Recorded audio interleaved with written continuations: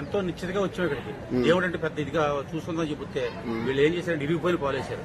ఒకటే దేవుడికే కదా పర్వాలేదని చెప్పేసి అనే మాటలు మాట్లాడేది. మేము ఎంతో నిష్ఠగా భగవంతుడి కోసం ఇక్కడికి వస్తే వాళ్ళు చేసే పనిది. ఇక్కడ ట్రస్ట్ ఎలా నడుతుందో లేదో క్లియర్గా మాకు అర్థం కావట్లేదు. మీ పేరు సార్? నా పేరు సత్యనారాయణ, తెలుగుదేశం పార్టీ ఎంపీటీసీ. నేను మినిస్టర్ కంప్లైంట్ చేస్తాను. మా అబ్బాయి సక్సెస్ కోసం ఇక్కడ దేవుడికి మొక్కుకున్నాను.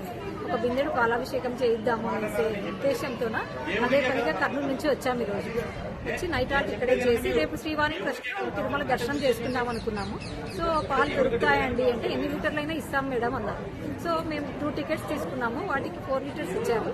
అగైన్ మాకు ఎక్స్ట్రా పాలు కావాలి అన్నాము, ఒక 10 లీటర్స్ ఇస్తాం మేడం అన్నారు. So we paid amount to the milk vendor, but he has given broken milk. మాకు ఇంత అన్యాయం చేయకూడదు సార్. నేనే కాదు, ఎవరైనా పబ్లిక్ వచ్చినా కానీ ఇలా అన్యాయంగా విరిగిపోయిన పాలు ఇస్తే దేవుడు భక్తులందరినీ మోసం చేస్తున్నారు.